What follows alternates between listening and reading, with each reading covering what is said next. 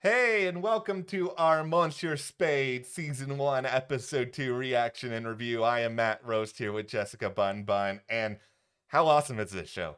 Like, really, how awesome is this show? I'm loving Monsieur Spade. I don't know what it is, if it's the setting, if it's just my guy Clive Owen. I love that I got a lot to think about here. Yeah, there is a lot to think about with this show. It really feels like it is transporting you to another world. Like, it's just so beautiful to watch. And, of course, there's murder and mayhem and mystery. And getting out of this episode, I mean, I've got a lot more questions on why this is happening. I mean, we saw the face of the person who actually killed these nuns, but like there's more to it than that. I don't think it's just, oh, now we know who the killer is, so we're in the like, why are they doing it?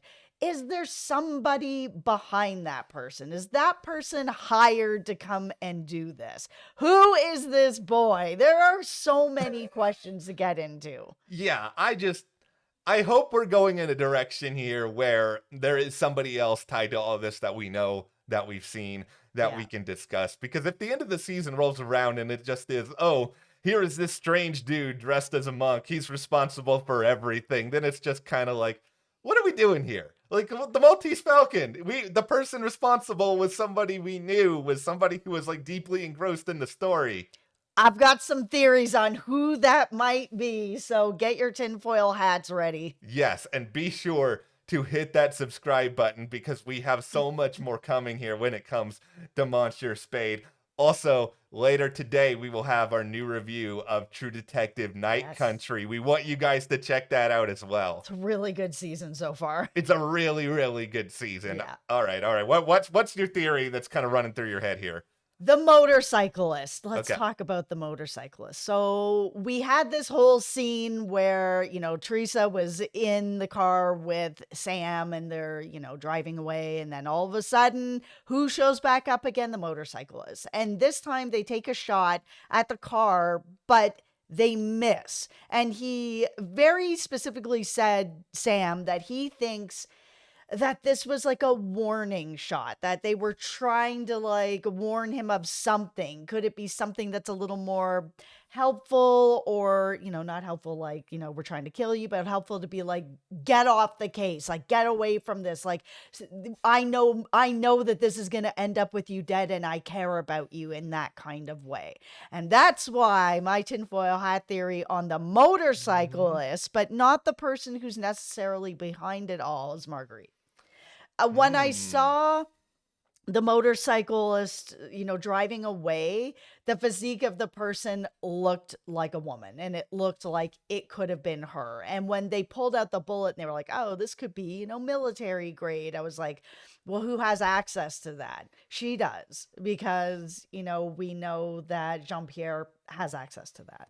Yeah, there's a certain amount of that makes a good bit of sense. And I think Sam is thinking kind of along the right lines here, where I think he's sort of realized at this point, okay, I was not necessarily the target in all of this. Like, it could have been Teresa who's the target in all of this because she did see, this monk, and whoever's behind all this certainly has an incentive to get rid of every witness. But as you also pointed out, it did also feel a little bit like a warning, because this is the thing. If you are very bad person X and you are trying to stop whatever is going on when it comes to people looking into you, are you just going to fire a couple of bullets and then leave knowing that the job isn't done? I feel like you're Yeah. going to go there like with a lot of various forms in which you're going to take these people out. I don't know if you're going to leave until the job is done. Yeah, I mean, Sam even said, he was just like, I was driving really slowly. There was no reason for them to miss that.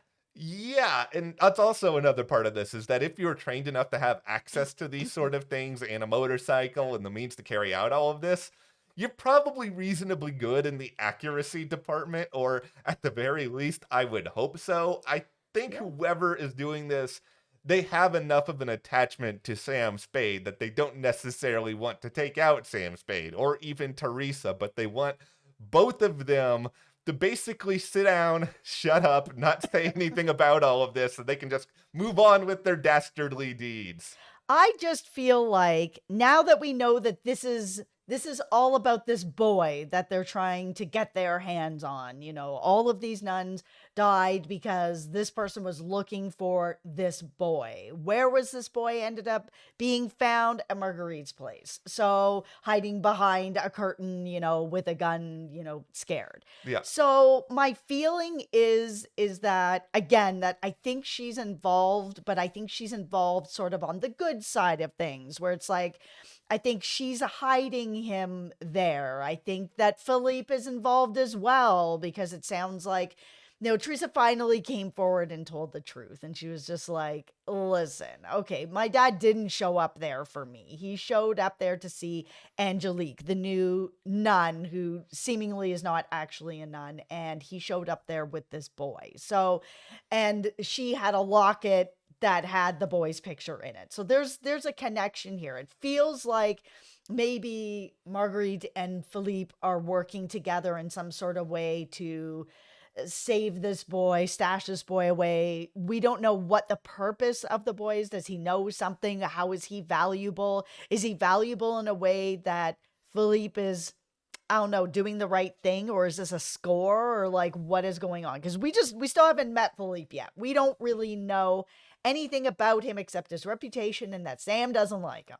That's what makes this show fascinating to me, is that one of the main players is entirely off screen at this point. And the only real perspective we have on this person, directly anyway, is Sam, who has a predisposed notion that this guy is bad. And I think it's complicated because of Philippe's history with Bridget, and he may not be seeing things as they actually are. It's possible Philippe is a very bad person, but it's also possible Philippe is really complicated. Just that it's possible that Marguerite is way more complicated than Sam is willing to sort of admit. I mean, we have seen Sam played by women before. I mean, it is a landmark of the Maltese Falcon from start to finish in that way. Now, we know that Marguerite is trying to save, her business. Like, that was something that was brought up in the premiere that was really important. And, if she is involved in a lot of this, like, her goals may be, a part of it may be protecting this child, but another part of it may just be strictly financial, where she's just this sort of like, okay, doing whatever I can to just sort of stash this boy, because how's this boy going to find their place and know that that place is safe to be? When you're a kid, like, that's a pretty big jump. I mean, if you're desperate, I mean, maybe you end up going there and you figure it out. But I believe that Marguerite does not trust Jean-Pierre even like a tiny bit to get them out of this. Like, this guy Jean-Pierre just sucks, like, as a person, as a guy who's actually going to be useful to her or this company. Like, what is this guy doing? I don't think he's involved in anything. I just think he sucks, and that's just where he lands in all of this. I think he sucks after this episode, but that's just my own personal bias because of what he was doing to that rabbit. Yeah. And I am a rabbit mom, so I always get really squeamish watching stuff like that, and I hug my little Fifi so tightly. Oh my goodness. So I mean, like, kidding aside, I do think that the character kind of sucks. He's not really involved in anything. I mean, even Sam is like, a murderer? I don't know about that. And I know Marguerite's like, oh, don't underestimate him. He could be whatever. But it's just like, they're not playing him to be anything other than sort of the buffoon. Yeah, Jean-Pierre's just too much of a loose cannon. Like, I don't see him being somebody who's going to be really capable of formulating all this, hiring some monk to carry out all of these duties. He's also strikes me as very machismo, like very much like, if somebody's going to do the job, I'm going to be the one to do it. And it's just like, okay, all right, dude. I just don't think he's got like that amount of careful planning existing in his brain. No, I don't think so. Okay, it's time to talk about George. George, I still do not trust you. Like, last week I said that George was the killer, and clearly, okay, George did not do this directly. It's who we saw the monk get stabbed by Teresa. And so I think that officially that, plus the fact that we saw the person's face, but like, nobody is running around town being like, ugh, and I think they would be. So yeah. I think still though, there's something very odd about the idea that anytime there's anything important going on around Sam Spade, George is there. Is it possible that George was on the motorcycle? And the reason I bring this up, it did seem like the motorcycle driver had somewhat of a slender figure, but he's kind of a smaller guy. Yep. I could see him doing that. The big question to me at that point, though, is that, okay, did did George get on the motorcycle, Mhm. do this? I mean, he would have to be clearly more trained in all of this stuff and have access to weaponry that we don't know he has, but did he still be able to then change, be standing there with his painting while Sam is then talking to Patrice? Like, we don't know exactly like the timeline of events here, that if he could do all this and make it seem like it wasn't suspicious at all. It's just still interesting to me that he is always there. Sam never seems to treat him as anything serious, that he's just like this annoying pest that is kind of always around. I still think there's a lot about him that we just don't know. Yeah, and he's always writing in this book that we've seen that, in this episode as well. And then all of a sudden his mom is there as well. And, it could be real. It could be an act where she's just kind of like, hey, I just wanted to see this painting in the house. And now all of a sudden she's got access to Sam's house, and they're talking about the painting, and then it's like he's like, okay, see yourselves out. And she brings up Philippe. It's like, it's too coincidental. This storyline of George and the mom and her knowing Philippe and being like, oh yeah, he bought this painting off my husband, sort of thing. It's so weird. And it's the part of the show that just doesn't really fit in with anything else that's going on, which means that it's really important. Like, it Yeah. has to be there for a reason. It's not just like, oh, a little bit of comedy. Here's this, silly painter, making a laugh. Like, that's not what this is. The biggest takeaway that I got from this story is just that George and his mother clearly have a good bit of money, because it is brought up that, her husband had went through all this sort of stuff with Philippe and that there was an exchange of something. So clearly there is an element of success to their art. Like, to the point that, Sam has one of those paintings within that place that he and Gabrielle shared. So there is a financial incentive perhaps for George Mhm. and his mother potentially to be involved in all of this, that maybe this kid knows something that could lead to them getting a huge windfall. I mean, the Maltese Falcon, about a valuable object. Like, these are people who clearly live within the world of collectibles. And I know that George has sort of set himself up as like, oh, I am this humble painter who just wants to sit here and paint landscapes. And we saw one of the paintings that he's done in this episode. So he's not making up that he is like a bad painter or anything like that.